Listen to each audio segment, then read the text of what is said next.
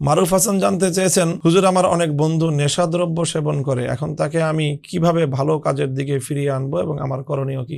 অবশ্যই এক্ষেত্রে আপনার করণীয় হলো তাকে নসিহা করা, উপদেশ দেয়া এবং নেশা জাতীয় দ্রব্য পান করা, গ্রহণ করা থেকে বিরত রাখার জন্য যে সকল কৌশল রয়েছে সেই সকল কৌশলগুলো অবলম্বন করা। এই জন্য যে চিকিৎসার যে ব্যবস্থা রয়েছে সেই চিকিৎসার ব্যবস্থারও শরণাপন্ন হওয়া যায় এবং সেই সাথে পর্যায়ক্রমে ধাপে ধাপে তাকে সেখান থেকে বিরত রাখার জন্য চেষ্টা করা। সর্বোপরি তার অন্তরের মধ্যে আল্লাহর ভয়, মৃত্যুর ভয়, আখিরাতের ভয় জাগ্রত করার চেষ্টা করা উচিত এবং মাদক সেবনের যে ভয়াবহতা, যে ক্ষতির দিক, পার্থিব এবং যে পরকালীন যে ক্ষতির দিক আছে সেই ক্ষতির দিকগুলো তার সামনে প্রতিভাত করে তোলা।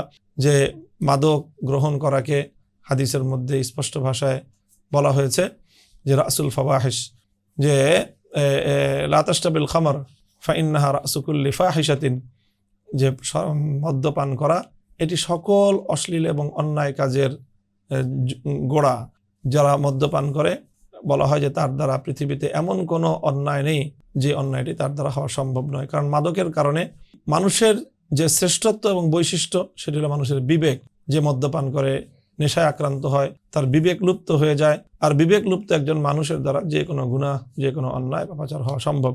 তাকে এই শরীয়তের ক্ষতির দিকগুলো তাকে বোঝানো চাই এবং মাদক গ্রহণ করার দ্বারা একজন মানুষের শারীরিক যে ক্ষতি, পার্থিব যে ক্ষতি, মানুষের সমাজে হেয় প্রতিপন্ন হতে হয়, সামাজিকভাবে পারিবারিকভাবে যে ভয়াবহের পরিণাম, এই সকল বিষয়গুলি তার সামনে প্রতিভাত করে তাকে সদুপদেশের মাধ্যমে, কল্যাণকামিতার মাধ্যমে বন্ধুবান্ধবদেরকে এই ভয়াবহ পথ থেকে ফিরিয়ে আনার চেষ্টা করা উচিত।